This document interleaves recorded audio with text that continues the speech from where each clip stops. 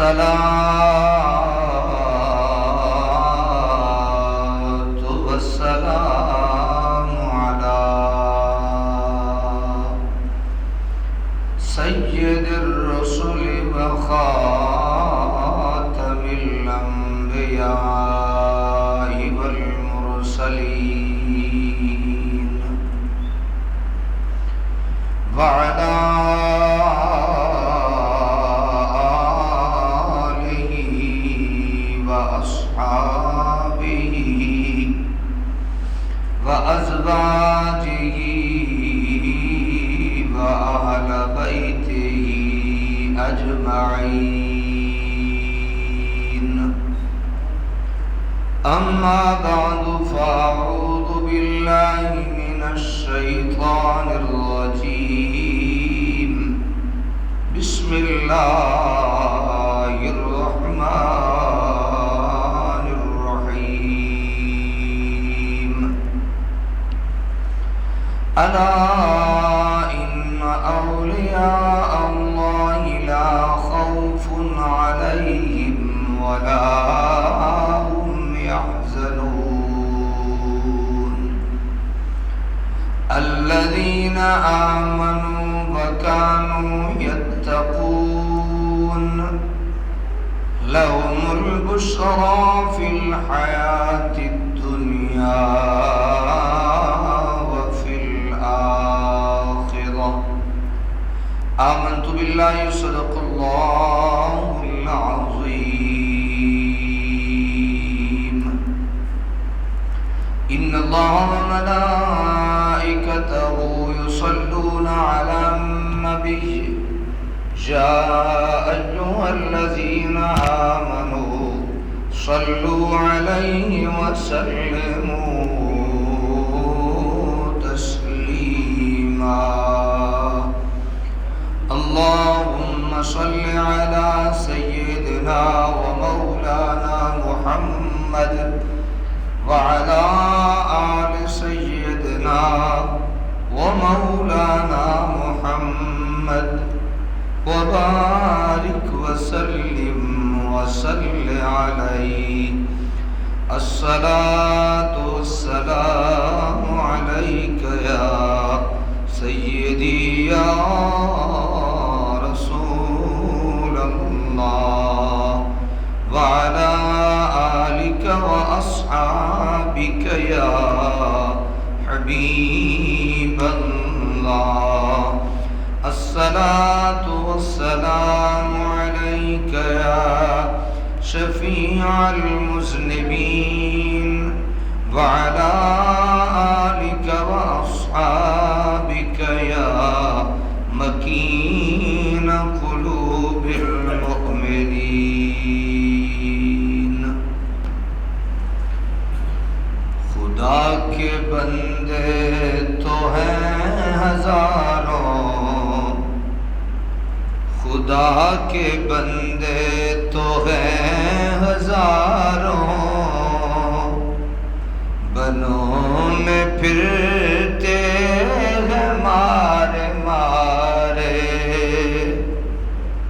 خدا کے بندے تو ہیں ہزاروں، بنوں میں پھرتے ہیں مارے مارے.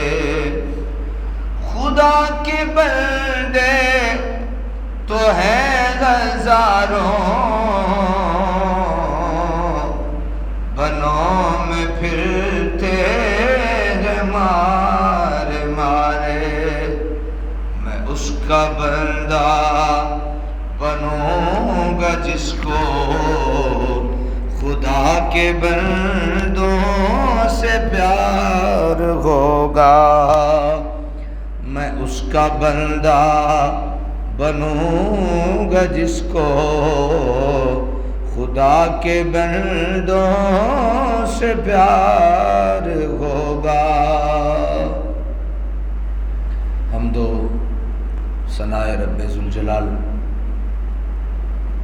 درود و سلام آقا کل حضور تاجدار مدینہ راحت قلب و سینہ احمد مجتبی محمد مصطفیٰ صلی اللہ تعالیٰ علیہ وسلم کی ذات والا صفات پہ درود و سلام کے ہدیے تحفے نذرانے پیش کرنے کے بعد سامعین محترم، ملت اسلامیہ کے عظیم محسن، ہم اہل سنت و جماعت کے ایک بہت بڑی عظیم شخصیت،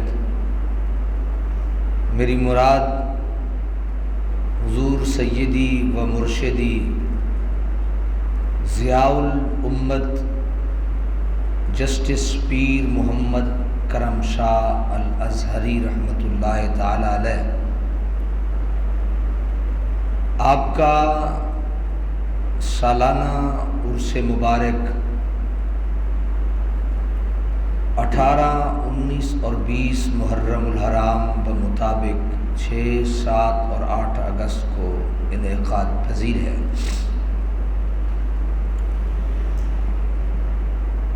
حضرات محترم،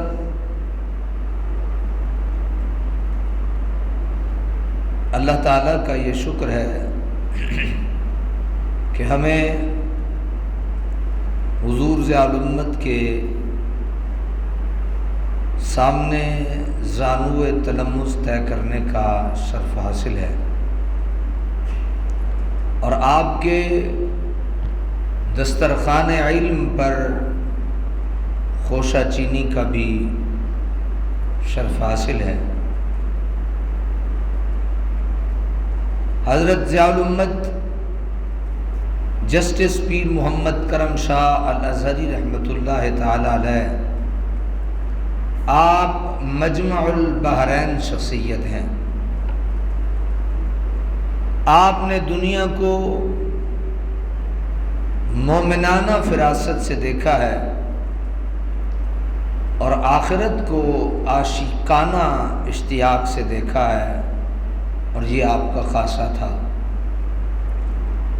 حضور ضیاء الامت رحمۃ اللہ تعالی علیہ کا عالم کی حیثیت سے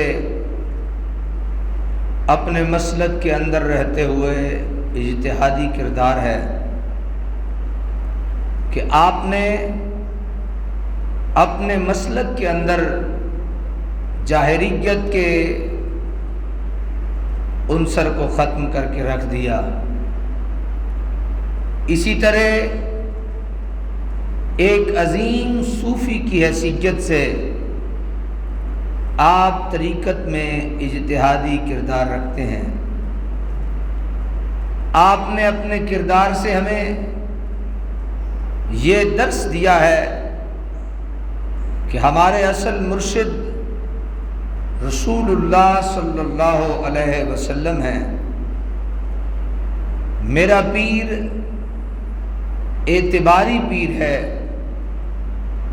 حقیقی مرشد رسول اللہ صلی اللہ علیہ وسلم ہی ہیں۔ یہ انہوں نے سبق دیا، اور یہ ان کی دوربینی اور مومنانہ فراست تھی۔ یہ وہ لوگ تھے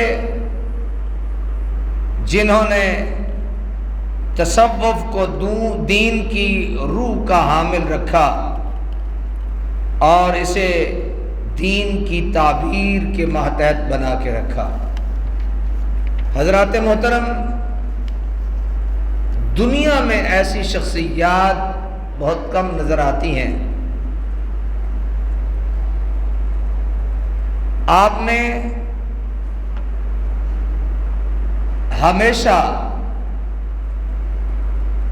تصوف کو اسلام کا ایک روشن باب، علوم شرعیہ کا اہم علم اور بڑی اہمیت کا حامل اصول فرمایا ہے۔ تصوف کی بنیاد علم، عمل اور اخلاص فرمایا۔ عصر حاضر میں جہاں بہت سے طبقات زوال کا شکار ہوئے، وہاں بعض ایسے بھی ہیں جو صرف جبہ و دستار پہن کر اور اپنے ظاہر کو سنوار کر علم تصوف اور روحانیت کے علمبردار ہونے کا دعویٰ کرتے ہیں، لیکن حقیقت یہ ہے کہ علم تصوف ظاہری بناؤ سنگار کا نام نہیں، بلکہ یہ علم عمل اور اخلاص سے مرکب ہے۔ تصوف سے کیا مراد ہے؟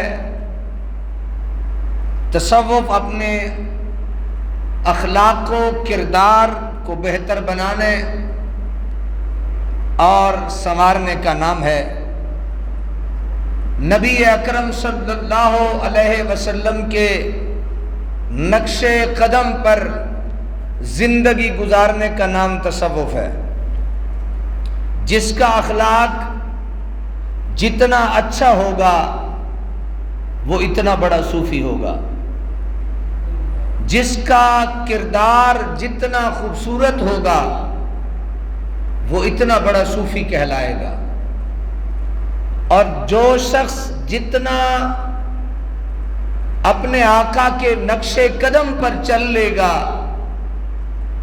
وہ تصوف میں اتنا ہی بڑا مقام رکھتا ہوگا۔ حضور سیدی ضیاء الامت رحمت اللہ تعالی علیہ حضرت جسٹس پیر محمد کرم شاہ الازہری رحمت اللہ تعالی علیہ آپ فرمایا کرتے تھے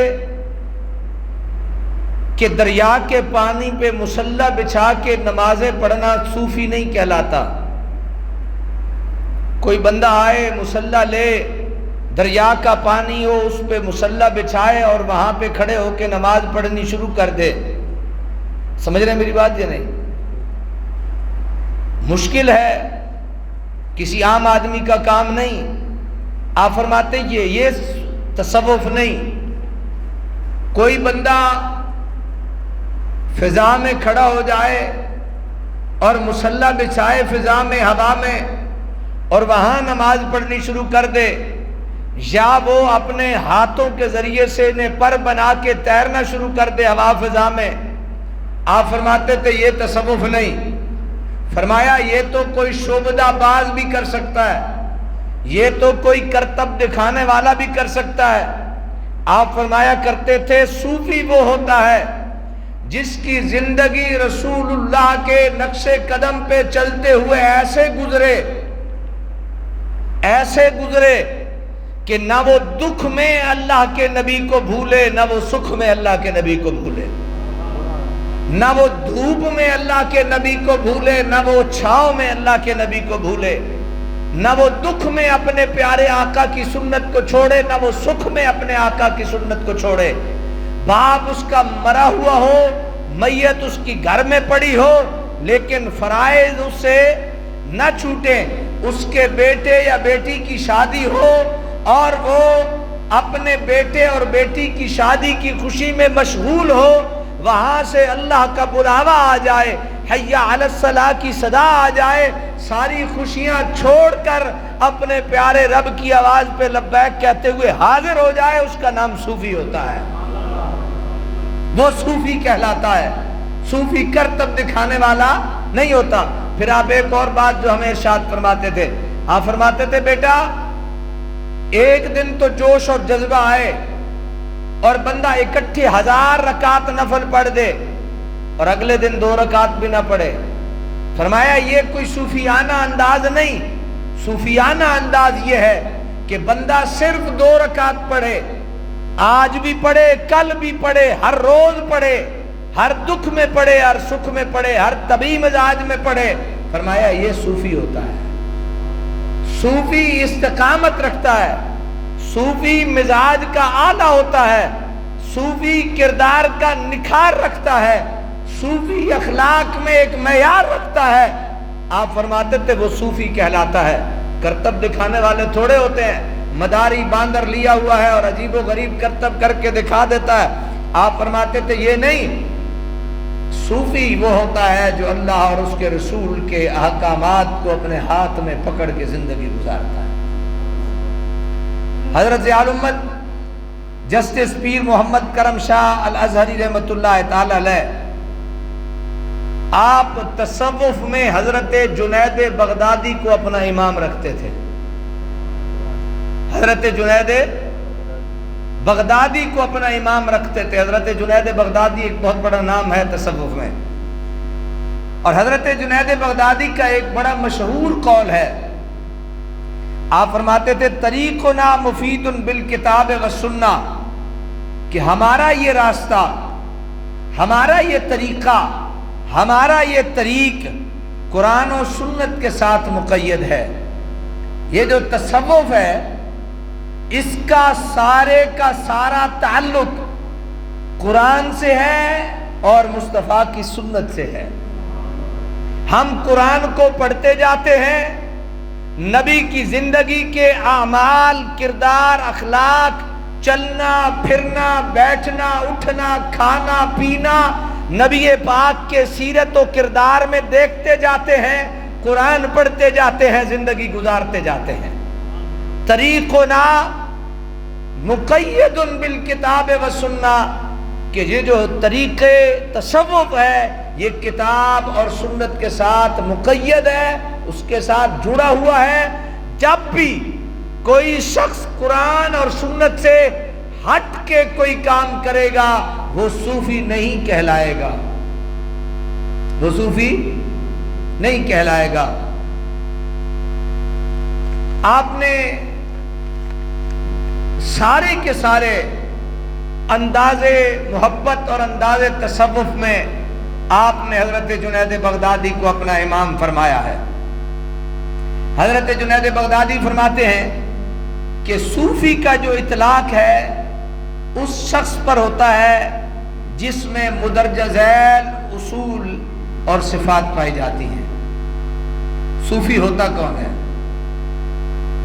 اصل میں دل ہوتا ہے آپ تک دین کا جمعے والے دن زیادہ سے زیادہ پیغام پہنچایا جائے، لیکن وقت کی قلت آڑے رہتی ہے اور کوشش ہوتی ہے کہ جمعہ کا جو نماز ہے وہ کہیں قریب قریب جو وقت ہے اس کے پڑھی جائے، لیکن بحیثیت انسان بعض ایسے معاملات ہوتے ہیں، بات چلتے چلتے کہاں تک چلی جاتی ہے۔ آپ فرماتے ہیں کہ حضرت جنید بغدادی نے صوفی کی علامتیں یا صوفی کے اندر جو صفات ہیں ان کا ذکر فرمایا ہے۔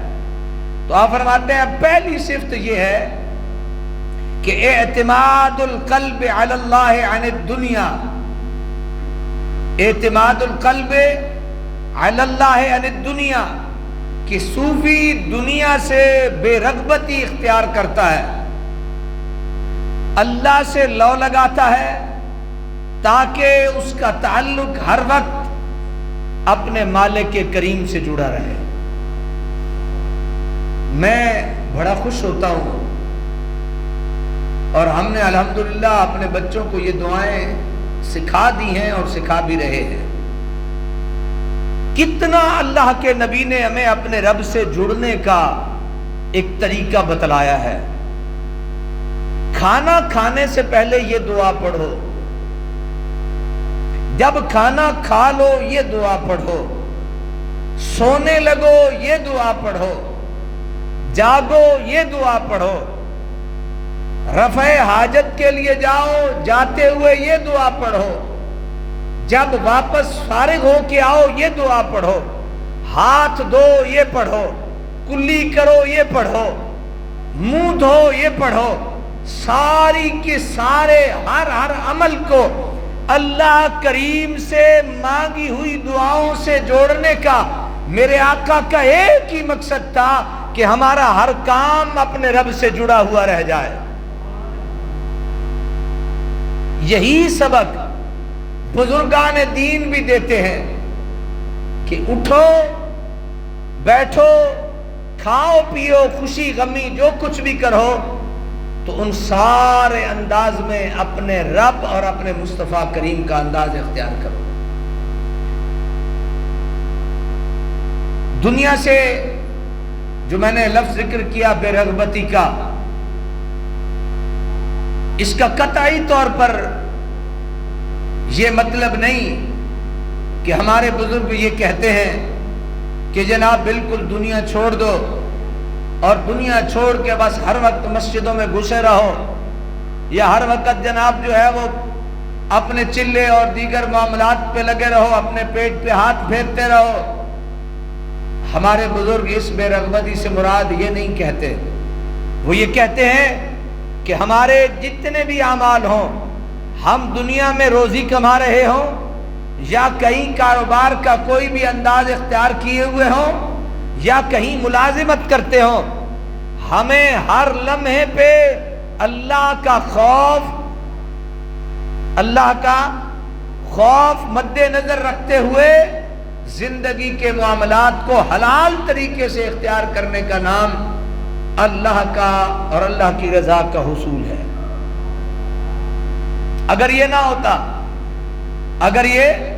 نہ ہوتا تو کبھی بھی میرے آقا صلی اللہ علیہ وسلم یہ ارشاد نہ فرماتے کہ طلب یہ کیا ہے۔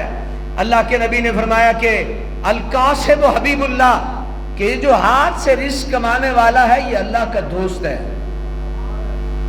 اب ہاتھ سے رزق کمانے والا اللہ کا دوست ہے، لیکن یہ کب دوست ہے؟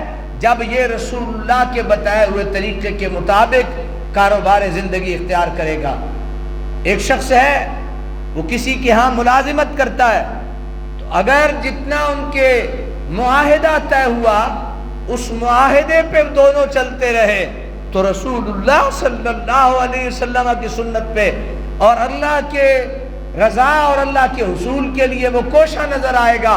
لیکن ذرا بھی اپنے رزق میں اور رزق کی طلب میں حرام کا عنصر شامل کرے گا تو وہ پھر وہ رزق اس کے لیے اللہ کے حصول اور اللہ کی رضا کے حصول کا باعث نہیں بنے گا، بلکہ وہ الٹا اس کے لیے وبال کا انداز اختیار کرے گا۔ حضرت جنید بغدادی آپ فرماتے ہیں کہ صوفی وہ ہوتا ہے پہلا جو دنیا سے بے رغبت ہو، اس کے دل میں دنیا کی قدر نہ ہو، پیسہ اس کے دل میں اکثر نہ رہتا ہو، بلکہ ہر وقت وہ اللہ کے ہاں پیسہ ہو لیکن اس کی توجہ اللہ کی طرف ہو، دنیا اس کے پاس ہو لیکن اس کی توجہ اللہ تعالیٰ کی طرف ہو، اور اس کی نظر میں مطمع نظر جو ہے وہ اللہ کی ذات ہو، تو پہلی صوفی کی یہ علامت ہوتی ہے۔ دوسری صوفی کی علامت یہ ہوتی ہے کہ صوفی وہ ہوتا ہے جو فرائض کے ساتھ ساتھ، صوفی کون ہوتا ہے؟ جو فرائض کے ساتھ ساتھ نوافل کی کثرت کرے اور اپنے رب کی محبت دل میں بسائے، ہر وقت ذکر و فکر میں اور عبادت میں مشغول رہے، لہو و لعب اور بے فائدہ اعمال میں وقت ضائع نہ کرے۔ حضرات محترم، میرے حضور سیدی ضیاء الامت رحمت اللہ تعالی علیہ اکثر ہمیں یہ حدیث مبارکہ سنایا کرتے تھے۔ آپ فرماتے تھے بیٹا اللہ کے نبی صلی اللہ علیہ وسلم نے یہ جو میں نے عرض کیا کہ جو اسلام کا پورا داخل ہونے والا شخص ہے، میرے آقا صلی اللہ علیہ وسلم نے فرمایا من حسن اسلام المرء ترکہ ما لا یعنی ہے۔ ایک کسی شخص نے حضور ضیاء الامت پہ اس وقت میں کوئی معترضانہ خط لکھا تو آپ نے اسی خط کو الٹا کر کے جواب یہ حدیث لکھی، فرمایا من حسن اسلام المرء ترکہ ما لا یعنی ہے۔ اسلام کا حسن یہ ہے کسی آدمی کے لیے کہ وہ لا یعنی چیزوں میں دخل اندازی نہیں دیتا، ایسی چیزوں میں وہ نہیں گھسا رہتا جو بے مقصد ہو۔ ہمیشہ اسلام پہ عمل کرنے والا شخص پکا اور سچا مومن وہ کہلاتا ہے جس کی ساری زندگی اسلام اور اسلام کے پیارے آقا صلی اللہ علیہ وسلم کے ساتھ جڑی رہتی ہے، وہ فضول وقت نہیں گزارتا۔ آپ ایک حدیث مبارکہ طویل ہے، آپ یہ حدیث مبارکہ ہمیں اکثر سنایا کرتے تھے۔ آپ فرماتے تھے بیٹا اغتنم خمسن قبل خمسن، 5 چیزوں سے پہلے 5 چیزوں کو غنیمت جان لو۔ کتنی چیزوں سے پہلے؟ 5 چیزوں سے پہلے 5 چیزوں کو غنیمت جان لو۔ شبابہ کا قبل حرم کا، اپنی یہ جو جوانی ہے اس کو بڑھاپے سے پہلے غنیمت سمجھو۔ جوانی کو بڑھاپے سے پہلے کیا سمجھو؟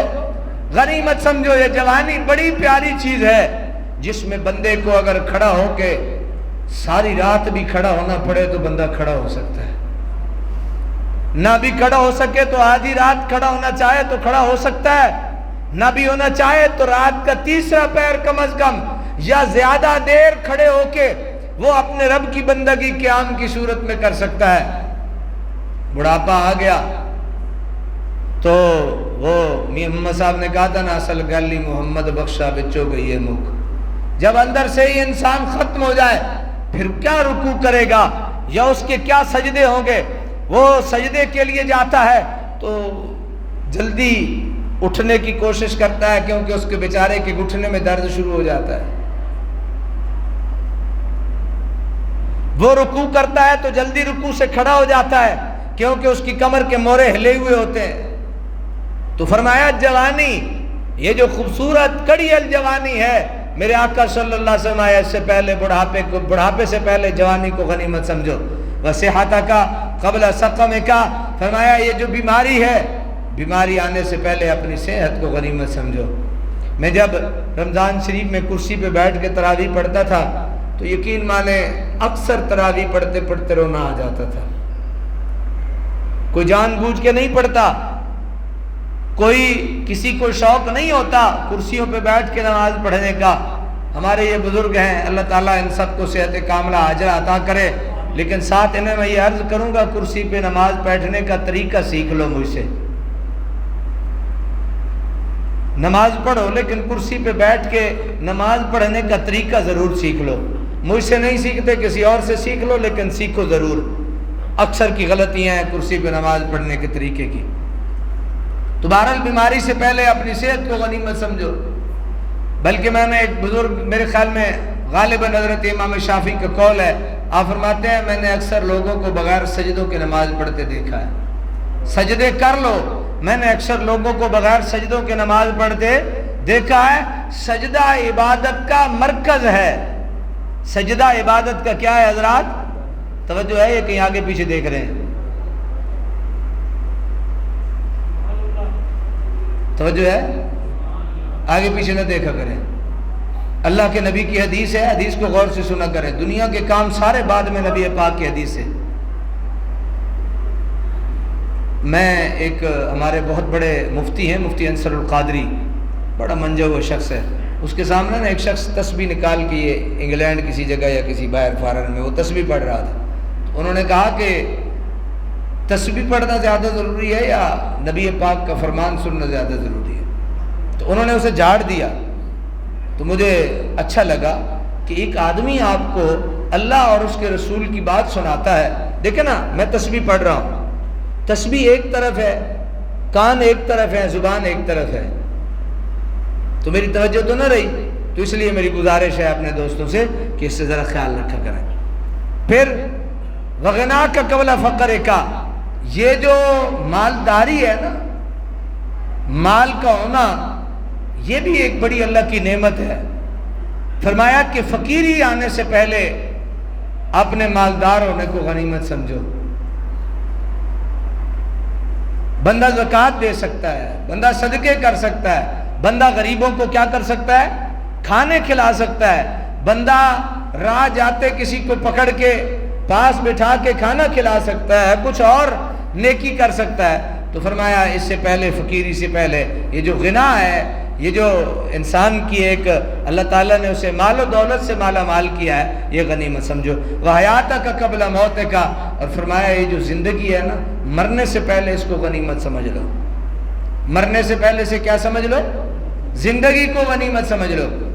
موت آ گئی، نہ سجدہ رہا، نہ رکوع رہا، نہ نماز رہا، نہ روزے رہے، نہ حج، نہ زکوٰۃ، اب کچھ بھی تو نہیں کر سکتا، تو مرنے سے پہلے کس چیز کو اپنی غنیمت سمجھ لو۔ اور تصوف کا تیسرا اصول حضرت جنید بغدادی نے فرمایا، صوفی کے ہاں شریعت کے مقرر کردہ فرائض اور واجبات، مثلا نماز، روزہ، حج، زکوٰۃ وغیرہ، یہ تکلیف نہیں رہتے بلکہ تعریف بن جاتے ہیں۔ یعنی گھر سے اسے نماز کے لیے آنے میں تکلیف نہیں ہوتی۔ جس بندے کو دنیا کے ہر کام کرتے ہوئے تکلیف نہیں ہوتی اور وہ بندہ صرف نماز پہ مسجد میں آنے کے لیے تکلیف محسوس کرتا ہے، تو اسے اپنے اندر والے کوٹھڑے کا سوچ لینا چاہیے۔ یہ حضرت جنید بغدادی نے فرمایا، اذاں ازل سے تیرے عشق کا ترانہ بنی، نماز اس کے نظارے کا ایک بہانہ بنی۔ شاعر نے کہا کہ یہ جو اذان ہوتی ہے نا، یہ تو ایک بلاوا ہے، یہ تو، اور یہ بلاوا کس کے لیے ہے؟ اذان بلاوا کس کے لیے ہے بھائی؟ جی جی مسلمانوں کے لیے، جی نماز کے لیے۔ اور کوئی بندہ جواب دے دے، میں اسے 500 انعام دے۔ اذان بلاوا ہے غافل کی غفلت کو ختم کرنے کے لیے۔ جی کس کے لیے؟ آپ کو اور مجھے نہیں پتا ہر روز نمازیں 5 فرض ہیں، پھر بانگ دینے کی کیا ضرورت ہے؟ سمجھ گئے یا نہیں؟ اذان بلاوا ہے اس شخص کے لیے جو غافل بیٹھا ہے، اپنی غفلت کو توڑے چھوڑے اٹھے اور رب کے حضور آ کے اللہ اکبر کرے۔ یہ غافل کے لیے بلاوا ہے، اس میں کوئی شک نہیں، اس میں بھی کوئی شک نہیں کہ یہ نماز کے لیے ہے۔ لیکن اصل جو مقصد ہے نماز کی اذان کا وہ یہ ہے کہ یہ اس شخص کی غفلت کو مٹانے کے لیے ہے جو غافل ہو کے بیٹھا۔ باقی کافروں واسطے تو اذان نہیں ہے تو مسلمانوں واسطے، لیکن اس شخص کی غفلت کو ختم کرنے کے لیے ہے جو بیٹھا ہے اور مست ہے اپنے کاموں میں، مست ہے اپنے دوستوں کی مجلسوں میں، مست ہے اپنے کاروبار کے ٹھیے پہ، مست ہے اپنے کاروبار کے پھٹے پہ، اور وہ غافل ہو گیا ہے اللہ کے یاد سے اور اللہ کی نماز سے۔ اب اس کے لیے یہ بلاوا ہے، اللہ اکبر اللہ اکبر، اشہد ان لا الہ الا اللہ، اشہد ان محمد رسول اللہ، حی علی الصلاۃ حی علی الفلاح۔ اور جناب پھر اگلا جو بلاوا ہوتا ہے، پھر اگر کوئی بندہ غفلت کی چادر تان کے مسجد میں آ کے بیٹھ گیا ہے، پھر وہ آئے، قد قامت الصلاۃ قد قامت الصلاۃ، اوے بولے بسے انسان، آ نماز قائم ہونے والی ہے، آ نماز قائم ہونے والی ہے۔ تو یہ انسان کو نماز کے لیے کھڑا کرنے کے لیے اور اس کی غفلت کو ختم کرنے کا ایک بہترین طریقہ ہے۔ پروردگار جل وعلا جو سیکھا، کیا جو سیکھا، اس پہ عمل کی توفیق نصیب فرما۔